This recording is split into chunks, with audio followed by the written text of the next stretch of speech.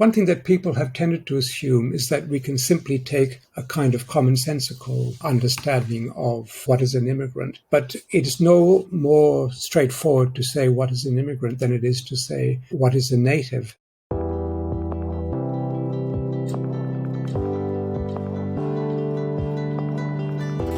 Welcome to Free Thoughts. I'm Trevor Burrus. And I'm Aaron Powell. Joining us today is Chandran Kukathas, Professor and Dean of the School of Social Sciences at Singapore Management University. His new book is Immigration and Freedom. Welcome to Free Thoughts. Thank you. Glad to be here. So your book could be said to be both, in some sense, sort of complexify the questions of immigration and nationalization in the sense that it challenges the definitions of things that many people might think are kind of obvious. And in some sense, maybe even simplify in that it focuses the questions on freedom, as the title of your book says. So in that vein, for the first question, what is an immigrant? So this turns out to be a surprisingly complicated question. Both governments and researchers, for example, who are people interested in that question, tend to offer similar but equally misleading definitions. For most governments, they take an immigrant to be someone who is outside of his or her country of nationality for a year or longer. That's the UN definition of an immigrant. Most researchers also use this. But the difficulty comes, firstly, in trying to figure out why a year. What's so special about 1 year? Well, it turns out that this is simply a definition of convenience, because there's no reason why you couldn't make it 6 months, although then you'd have a lot more immigrants, or you can make it a day and everyone who is a tourist would be an immigrant. Or you can make it 10 years, in which case, only those who are really coming to settle are immigrants.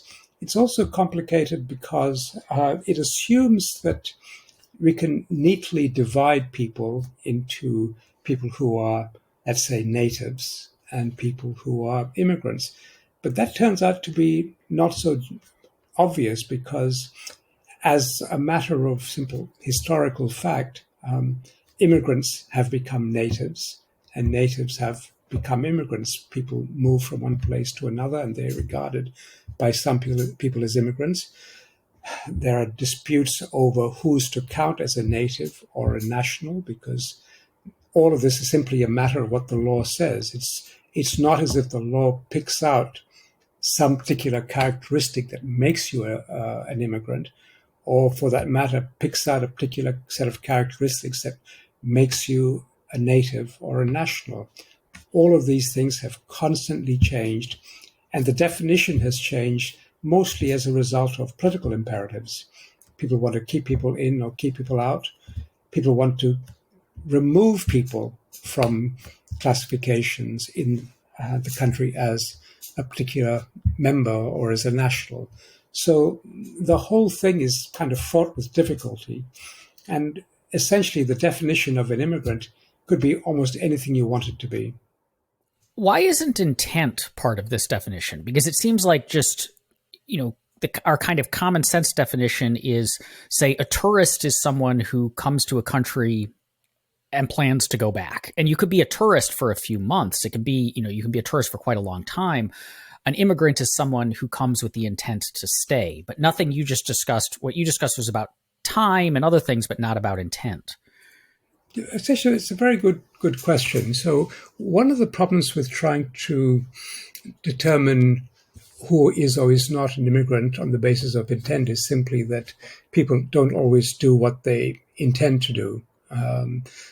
For example, many people might arrive in a country for a purpose of a short-term visit and end up staying for a lot longer for a great variety of reasons, from being offered a job to falling in love to finding that they're not able to leave for some particular reason, like during a pandemic, for example. But that's a relatively minor reason, because not a lot of people end up staying or acting contrary to their original intentions. Most people who come as tourists remain tourists and leave. But there is a kind of category of people for whom this is a slightly more tricky case. That's to take the example of students. And there are literally hundreds of thousands of students from all over the US who've traveled overseas to study, whether it's high school students doing years abroad or American students who are going off to take other degrees in other countries. How do you count a student who's going to be in a country for more than a year? Now, in the UK, they found this to be a problem because by the government's statistical calculations, anyone who's in the country for more than 12 months has got to be counted as an immigrant. They may be intending to be there only temporarily, but the rules that they've got for counting people says, well, they've got to count as immigrants. The UK government has gone back and forth on this, debating whether students should be counted as immigrants or students should be counted as visitors. And depending on what you decide, you'll get different figures. From the point of view of governments, it all depends on what is the aim of your policy. If your aim is to reduce immigration, then to show you're successful, you want to try to prove that the immigration numbers are low. If you want to try to encourage more immigration, you might want to say, look, all these people count as immigrants, so this is our success. So there's no straightforward way of simply saying, well, we'll just count people by their intentions, because we can't say that their intentions explain what they're going to do. And we don't even know how to ourselves determine which sort of intentions are relevant. How new is all this stuff? And by all this stuff, I mean, well, borders to some extent, passports, travel restrictions, citizenship. I mean, you cite a bunch of interesting historical examples, such as the British Empire, say, until I think 1922, where it seemed like you could pretty much live anywhere if you were a member of the British Empire. But even then, the nation state itself is not terribly old if you look at world history and all this idea of borders and stuff. So when did these really become sort of salient political issues? That's also quite a complicated question, because there have been travel restrictions of one sort or another for centuries, if not millennia. Communities have always imposed some sort of restrictions on people's movement, although I think historically it's more likely that communities were worried about people leaving rather than they coming in, because labor was a scarce commodity, and so you were reluctant to let people go, particularly if they were able-bodied. But in the 20th century, I think, is when you start really seeing much more systematic controls on movement. It's when the passport becomes a much more important document. Much of this was as a result of European governments wanting to control the movement of refugee flows, particularly after the First World War.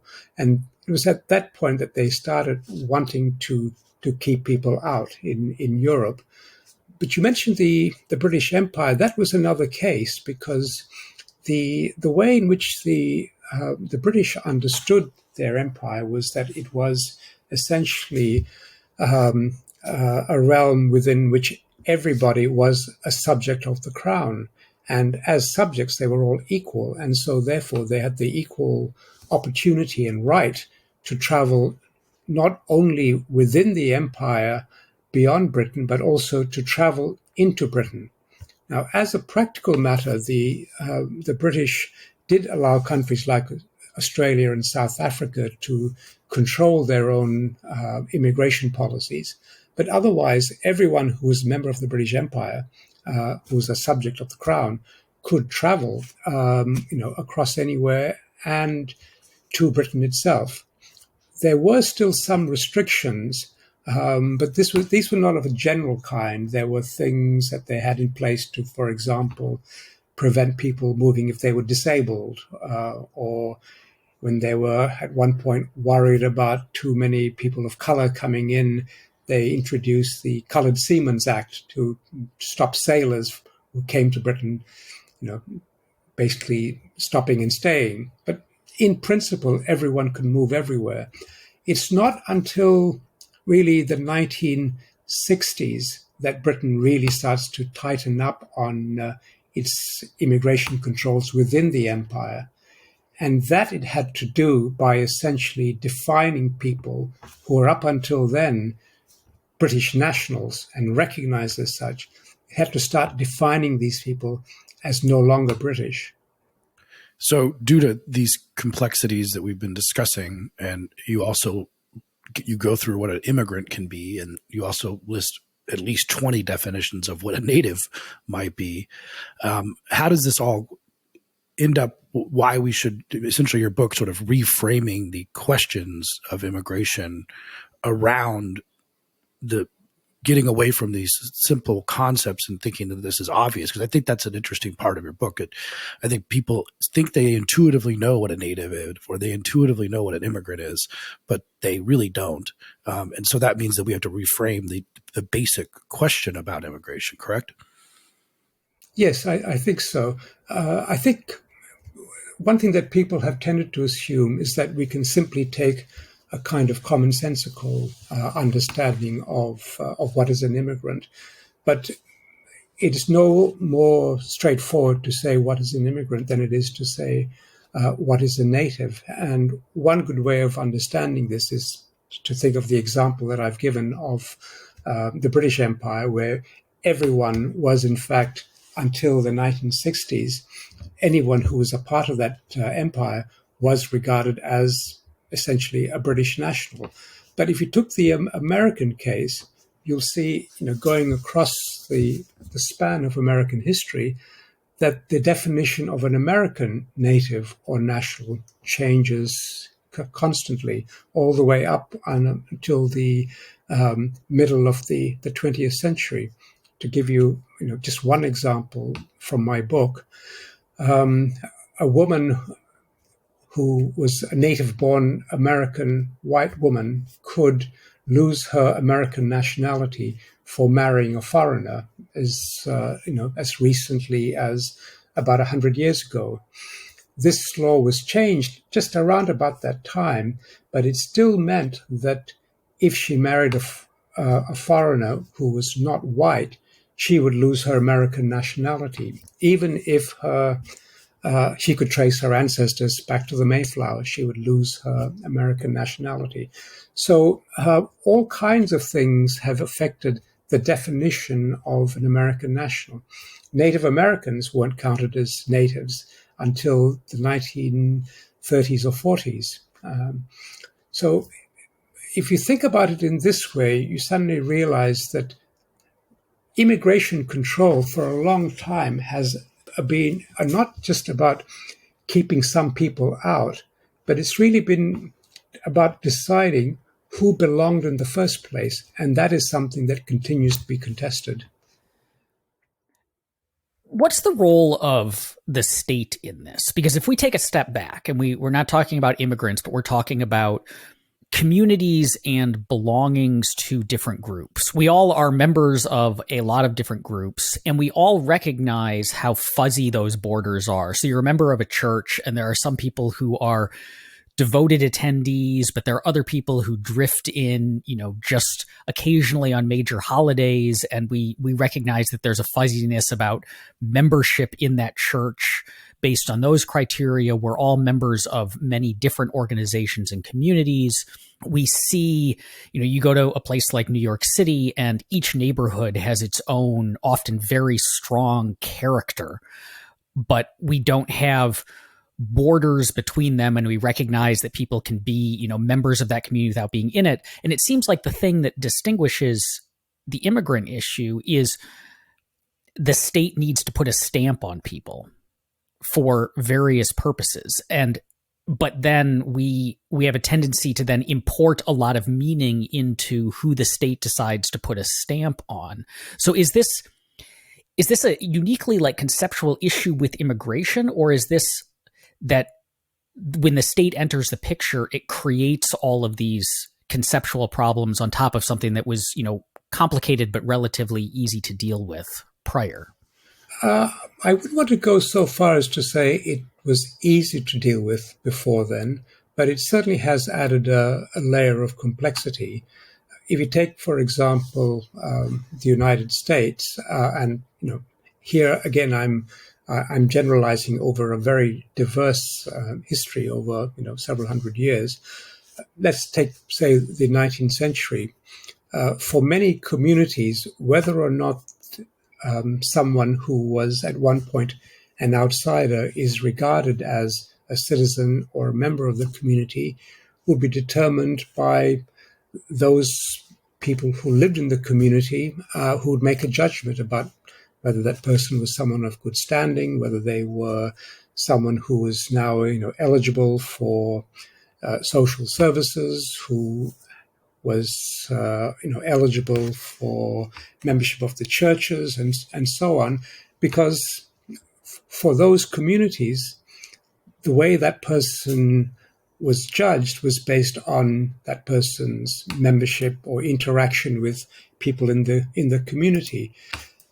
But of course, in the 19th century, at the same time, there were national forces at work where there were people who were already concerned about immigration. At that point, it was primarily immigration from Ireland or other parts of Southern Europe.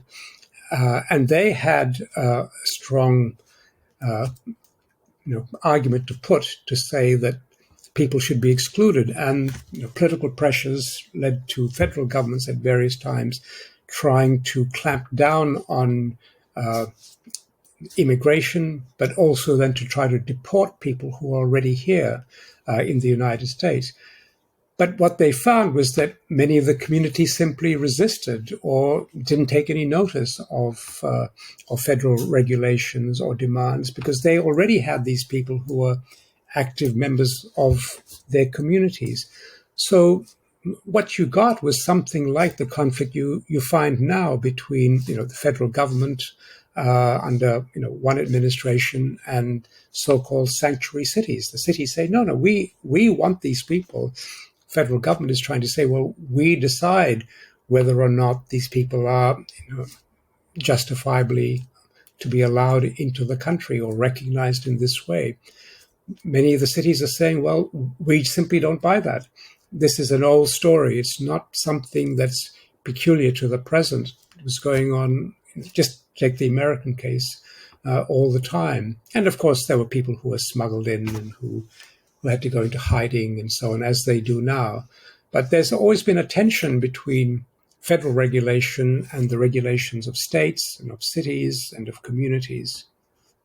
So when people think about immigration control, usually the first thing they think about is the border. And you hear this in America all the time. And of course, we just had a president who spent a lot of time talking about controlling the border.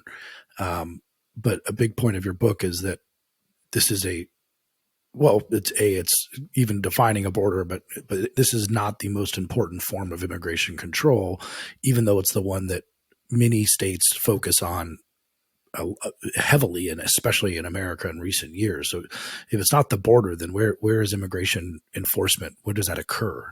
Well, I think this is a very, very important point, because if you think about the number of people who cross the border each year, it's about, in the United States, somewhere between 360 and 380 million border crossings. Of course, many of these are the same people. But even if you just think about the number of people from outside the United States, non-Americans, entering the US every year, it's more than 70 million people every year who cross the border. Now, these people aren't all immigrants, which was the earlier point that I was trying to make. Many of them come in because they're, itinerant workers. Some of them come in because they're tourists. Some of them are just, flight attendants. But what border control, or rather what immigration control is mostly about, is not controlling people crossing the border. It's about controlling what they do once they've crossed the border. Most countries want lots of tourists because they're people who come in and spend money. It's good for the local economy, and many parts of the country depend upon these people. Businesses want people coming in to trade and exchange. What immigration control is primarily about is controlling what people do when they've entered a country. And for the most part, it's about controlling the labor market. They don't want people coming in and working in a country. But they also don't want them to come in and say, go to college unauthorized. They don't want them to come in and set up a business.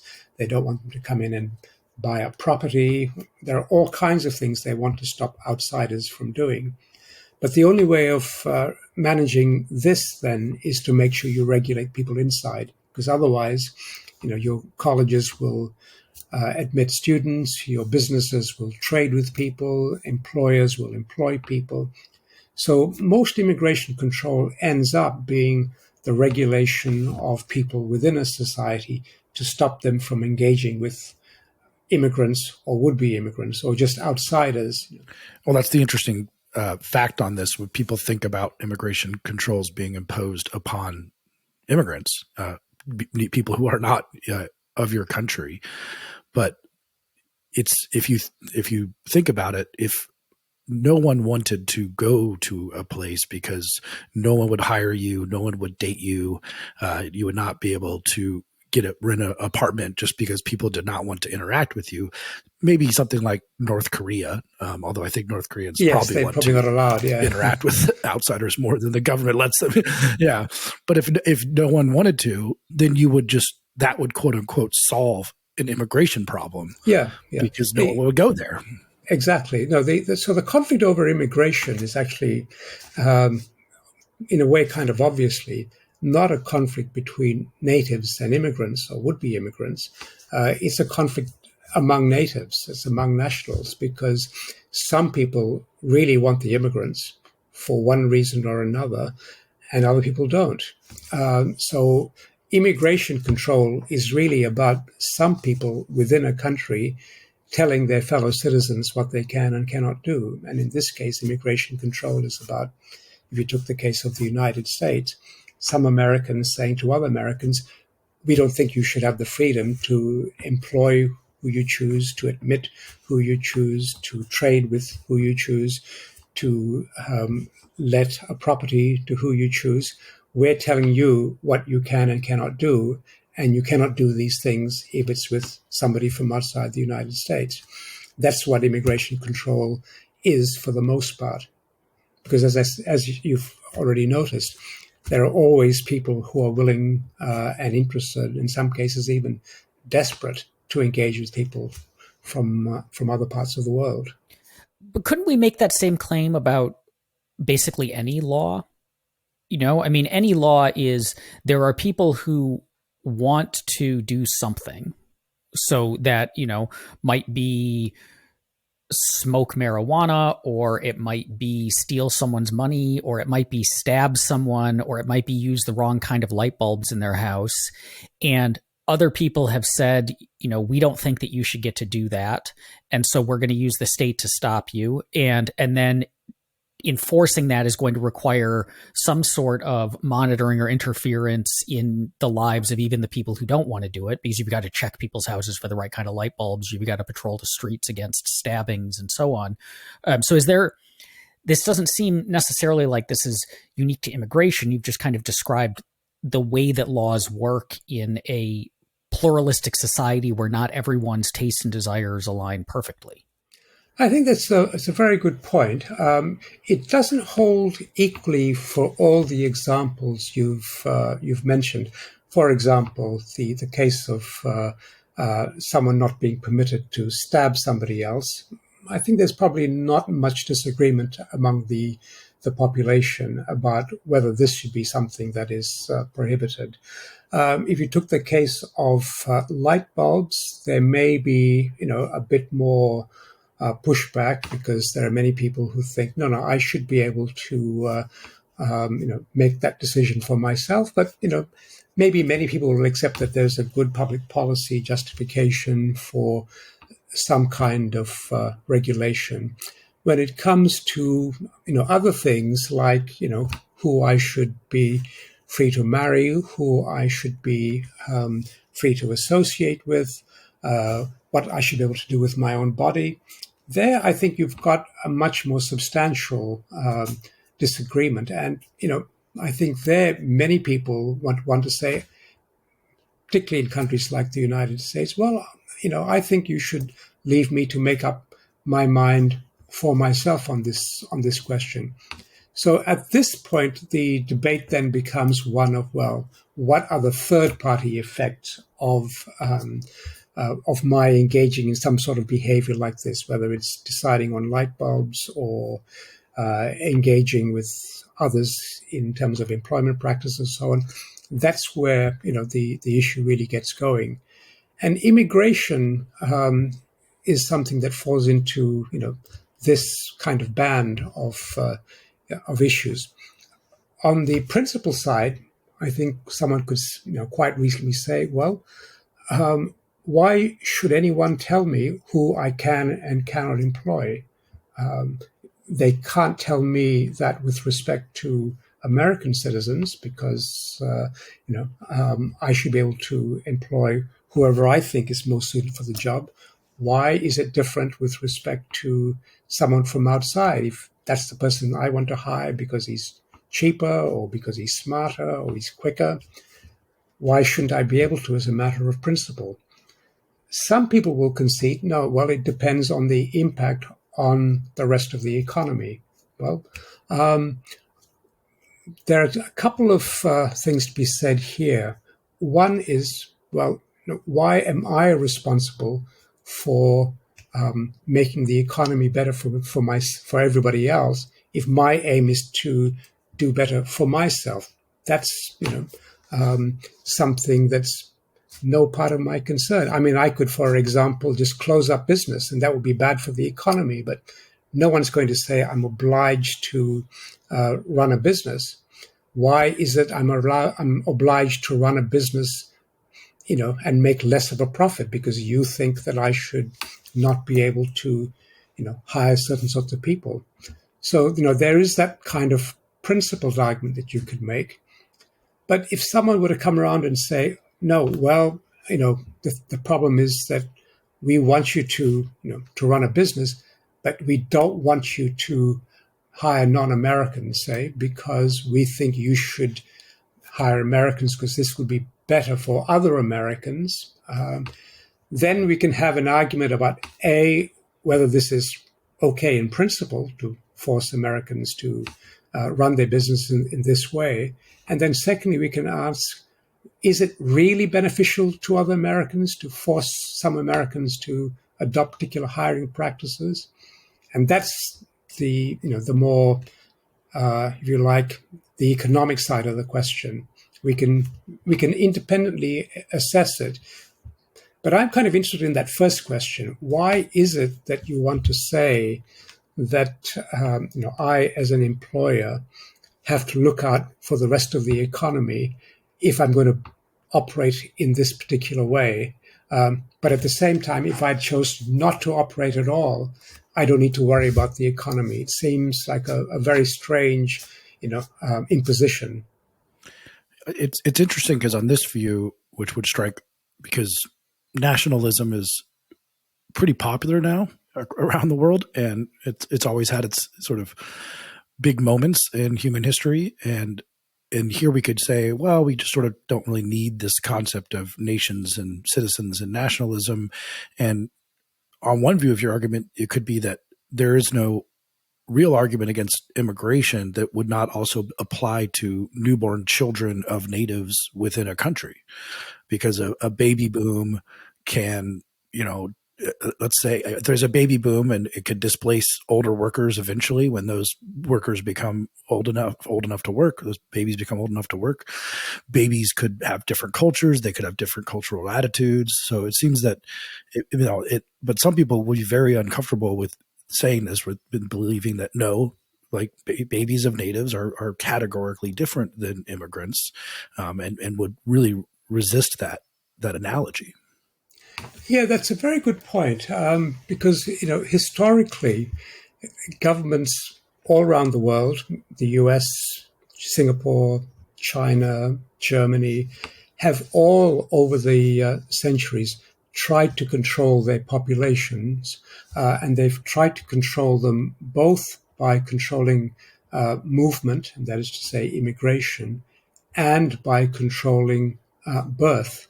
And when they've tried to control it by birth, they've tried either to encourage people to have more children because they've wanted to increase the size of the population, or they've tried to discourage people from having more children. Think of China's one-child policy, for example, in order to reduce the number of people in the country. So immigration control and birth control, if I can use that term, are two equally prevalent methods used by governments in history to try to control the population.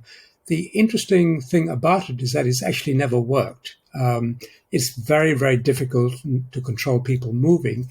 It's also very, very difficult to control the decisions that people make about whether or not to have children or how many children to have, whether you give them incentives to have 6 or 7 children, as Germany tried for a long time, or whether you try to discourage them from having more than 1 or 2 children, as again many countries, including China, have tried to do. So these things are all of a piece when it comes to government attempts to control the population. It's not really much different.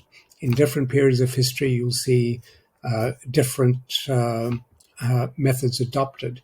And it's all because governments, want to make some judgment as to whether there are too many or too few people. We have a lot of, obviously, arguments about immigration, and we take a lot of approaches to them that are, so we, as you're doing, we try to frame the issue conceptually and tease out distinctions. Sometimes we make, strictly, we've had Brian Kaplan on to talk about open borders, and he takes a, almost entirely just economic growth approach. We shoot down counter arguments like Trevor just did with the babies counterexample. But sometimes I wonder how much these are all just effectively window dressing on people have gut instincts about others. And so, and part of the growth of civilization, part of the process of becoming civilized is expanding the circle of those we're willing to consider not other. So we started in very small tribes, and then we branched out and we branch out and we branch out and we bring more people into our sense of community. And that now it feels like for a lot of people, due to the existence of states that draw borders, they've kind of expanded their sense of other to these lines drawn on a map and then stopped. But that ultimately that's what the argument is about, is just this kind of gut sense of like, I don't like people who I feel like are different from me, and difference begins on the other side of this imaginary line. And so do you think that is at least a large part what's motivating a lot of this? And if so, how do we address that from within the tool set that, say, you're using or the economists use, where we're kind of arguing it in a different way?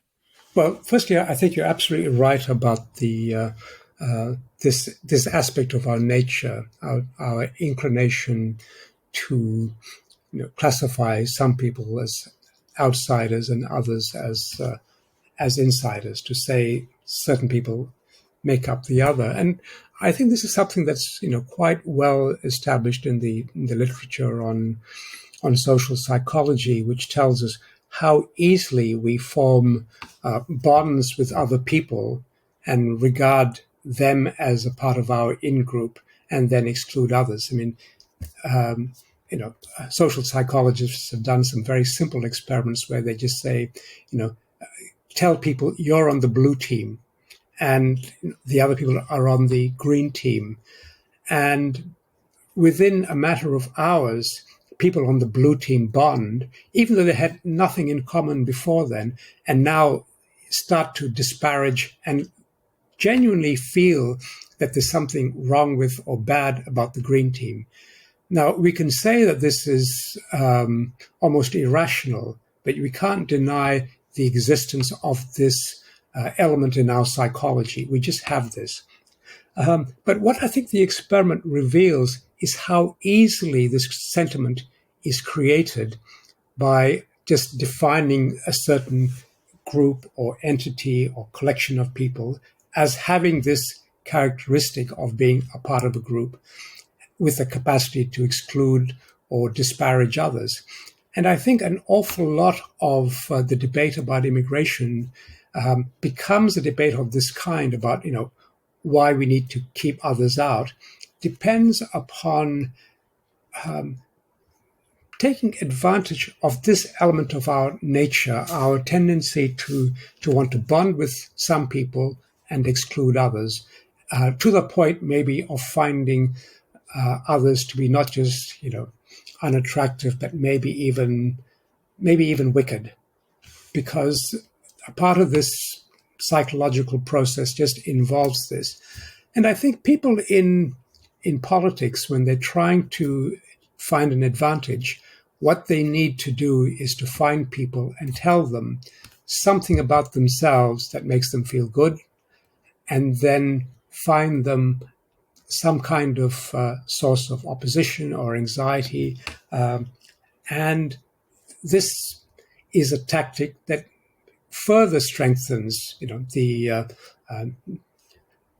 very, very, in a sense, artificial bonds that people have. But for political actors, this becomes a great asset, because you can really then start to manipulate people by appealing to this particular sentiment. Now, in some ways, this is something that's also gone on, not just in these little experiments, or even in something small like a neighborhood or a village community, but it can extend to the extent of encompassing nations. And over the courses of their history, nations have been built by political leaders telling people that they belong together in some way, and they have an identity, and they have a sensibility that makes them different, and then makes others outsiders who should be either kept out or only allowed in on a very, very limited basis.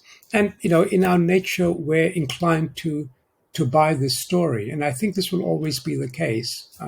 I don't see this stopping. What I want to do in this argument that I'm putting is not so much to say to people, don't be like that. It's rather to say to them, okay, try to understand that this is what it is. It's not something that has some kind of deeper reality. These attachments that we formed are not irrelevant or unimportant, but they're not somehow as fundamental and foundational as you think. And a lot of it is the result of your having been manipulated in various ways by peoples, by states, by organizations that want you to see the world in a particular way. I think that's as much as one can really do. This is, the most. There's a lot of arguments against immigration, and you address them in the book. The economic argument, do they lower wages? Seemingly not much. But the other argument that really resonates with people is, even without the nation state, the people around me, due to shared history, culture, we have some things that we share, some mores, some values, the things of freedom that really matter, for example, in America. And that if you let a bunch of people in who don't believe that, then those things would go away. And that would be true for any country. And you could see that in different places where sometimes really mass migration happens very quickly and everything changes quite a bit there. Is that a valid concern, or should we just say you're being irrational about your team and, let people in because people want to interact with them and it's good for freedom and it will be good for your country? Mm-hmm. I don't think it's an irrational thought, but it's also an idea that actually doesn't have much evidence to back it. We just don't have any examples where a mass influx of people has radically changed a society to the extent that the values that were dominant have somehow been squashed or eliminated. There's one example that I consider in the book of a massive influx of immigrants with radically different cultural values and understanding. And this is the case of Germany in the 1990s and 2000s. You'll recall that after 50 years of communist rule, Germany was reunified in 1991. And at that point, about 17 million Germans suddenly, or East Germans, suddenly became Germans, or many of them literally moved to West Germany, physically moved, in the millions. Now, at this time, Germany not only saw the virtual migration of essentially about a number that was about a third of its original population. It also took in a massive number of refugees because it suddenly decided to define itself as a migrant welcoming nation. So there was a massive influx of people from Turkey as well as from East Germany. In the East German case, they were all essentially people who'd been brought up under half a century of communism, had no capitalist sensibilities, no attitudes that were favorable to capitalism. Germany is doing okay. No one would claim that Germany has collapsed and that its cultural values have been transformed. No one's going to say that there have been no problems, but there's really just no evidence to suggest that somehow this massive influx has dramatically changed German culture, German society, German thinking. If you took a country like the United States, on the other hand, the change as a result of immigration has been slower, but the numbers have been even greater over the course of more than a century, when you've had people move in the millions from Southern Europe at a time when Americans were substantially against immigration from that part of Europe. There was migration from Mexico and Latin America. There was migration from many parts of Asia, all of which has transformed America in terms of its physical appearance, if you look at the people who are there. But if you look at what you might call, American values or the American ethos, it doesn't look like it's changed all that much. Maybe there's a greater appreciation or tolerance of diversity, but other than that, it's hard to see, that the America of the founding, the values that were, embodied in the Constitution, have somehow been drastically undermined by a massive influx of cultures from all over the world. So I think the concern is not something that expresses an incoherent thought, but there's just no evidence that is actually a genuine worry. We don't know of a case where this has been a problem. On the whole, people move because they want to, unless they're refugees, and they assimilate because that's the most rational thing to do. If you want to make your way in a new place, the best way to do it is to adapt to the place that you find yourself in. Of course, there will be some people who want to keep to themselves. There are Jewish communities in New York. There are the Amish in Pennsylvania. But on the whole, these are the exceptions. This, as you're saying this, it reminds me of at one point in the book, you talk about how it's question begging. You say to defend the definition of distinguishing a national from an immigrant on the ground that it serves to protect the interests of nationals. And there seems to be something, I've always found this argument about we need to protect our values from waves of incoming immigrants who don't share them really interesting, because it seems to go wrong in in two ways. The first is this question begging nature, which is that in any sufficiently large and diverse country, there's going to be lots of values. And so, I can argue sitting here in my home in Northern Virginia that someone in, rural Mississippi perhaps has a value system more different from mine than someone, in another nation might, but we don't seem to worry about that. Again, it seems like we conceptually stop at borders. But the other one is, this always struck me as an argument made from kind of provincialism in the sense that one of the things you find when you get to know people in other parts of the world or travel to other parts of the world is that they're far less foreign than you might imagine, and that we're much more similar, and that the values are quite similar, and so it seems like an argument made by people who haven't, I guess, gotten out much.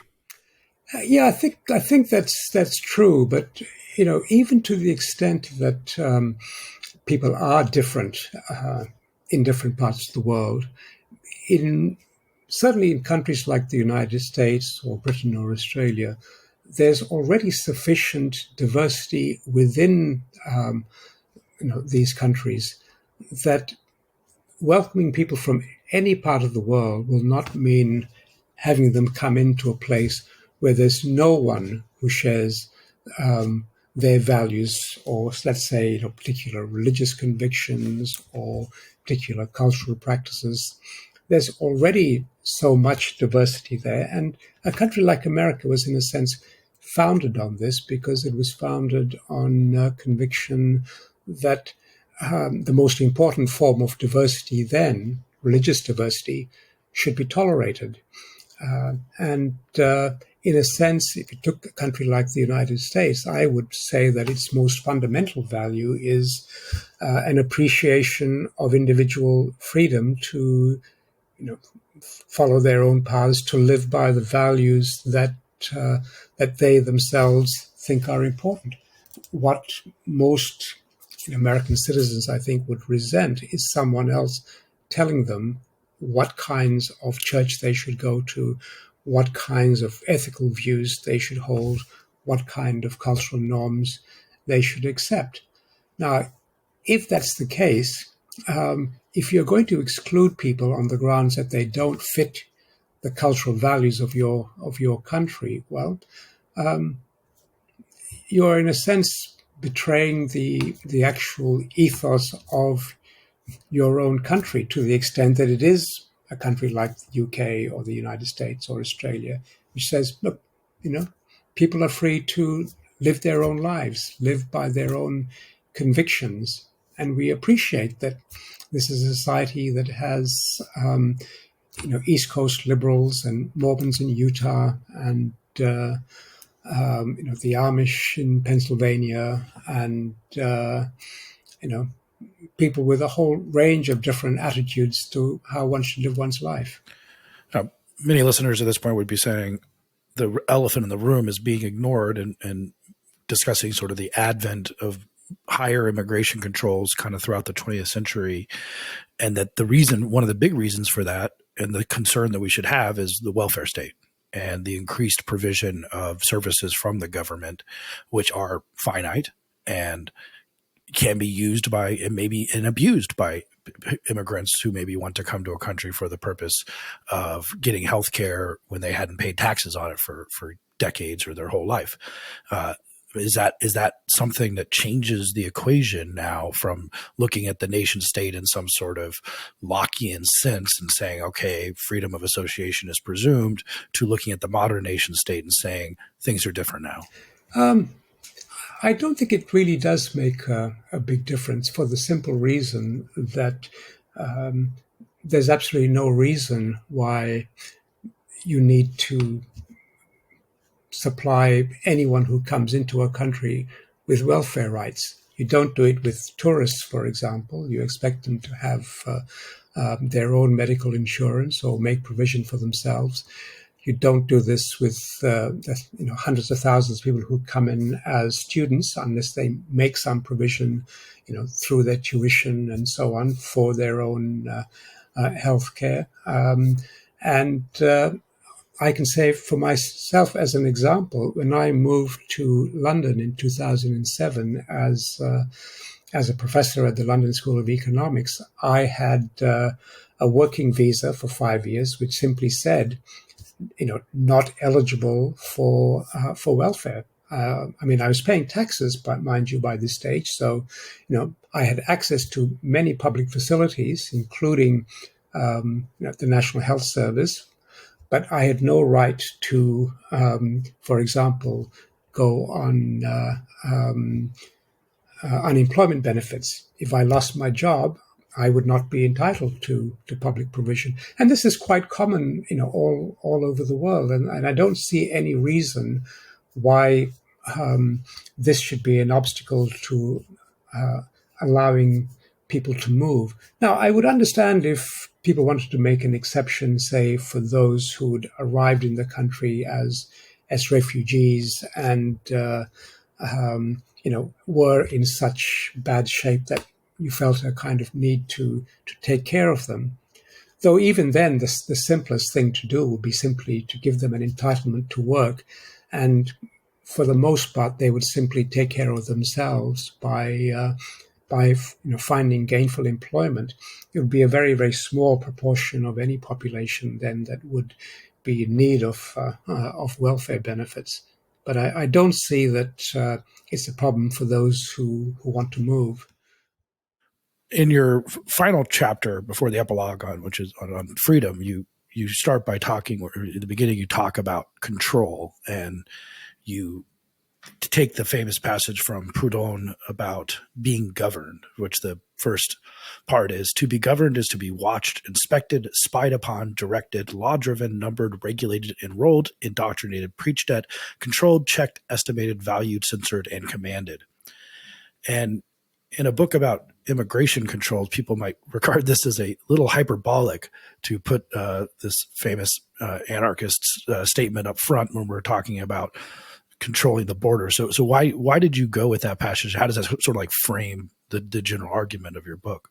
The reason is basically that, one of the arguments that was often put to me when I made the point that immigration controls mean controls on us, not on outsiders, but controls on us. Many people have said to me, well, that's true, but, what's the big deal? Because after all, we are already controlled in so many ways. And, we're subject to regulations, whether it's in the labor market or in our, medical insurance choices, or it's, whenever we go through an airport. And one of the things that I wanted to do and say in the book is, yes, well, maybe this is the time for us to start looking a little bit more critically at all the ways in which we are controlled. One of the reasons I think we so readily accept the implications of immigration control is that we've already decided to allow ourselves to be controlled in so many other ways, to the extent that we've simply internalized all these norms. We don't realize that we're being controlled. We don't even ask the question, is this defensible in any terms, whether in principle or for the consequences. So this was a dramatic way of beginning my response to that particular challenge. But there was a further part of my point that I'd like to draw to your attention, and that is that one of the things about getting used to being controlled is getting used to seeing other people being controlled, because you've not only going to have to accept that happening with you, but if you see it happening all around you to other people, you're going to have to rationalize this away. And I think we can see this with immigration very clearly, because when we see particularly dramatic pictures of the victims of immigration control, whether it's people who've been deported, many of them wrongfully, or people who have been imprisoned, And one of the things I point out in my book is that, at any given time, there are about, 4,000 Americans who've been wrongly imprisoned for what were mistakenly thought to be immigration violations. But as a result of the system of control, this is what happens. But to the extent that, we become used to this, for ourselves, we also get used to justifying these sorts of controls on other people. And sometimes these controls on other people can be even harsher. I mean, if you think about, all of the violations of human rights of both Americans and immigrants that the Immigration Control and Enforcement, ICE, have been responsible for, you'll suddenly see that we are excusing an awful lot of control. So I really wanted to bring this to the fore, and that's essentially how I end my book. That to say, what kind of people do you have to become to be okay with being controlled? And I want to say, well, you have to be the kind of people who, in the end, don't really care about freedom that much. Even if you think you do, you'll actually lose that capacity to appreciate that you've lost some freedom. So you're right. The Proudhon passage is very dramatic, and he was an anarchist.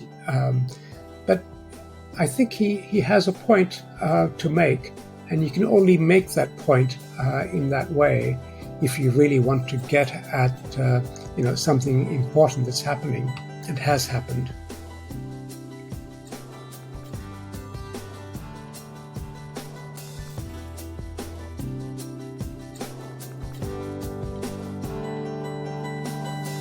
Thank you for listening. If you enjoy Free Thoughts, make sure to rate and review us in Apple Podcasts or in your favorite podcast app.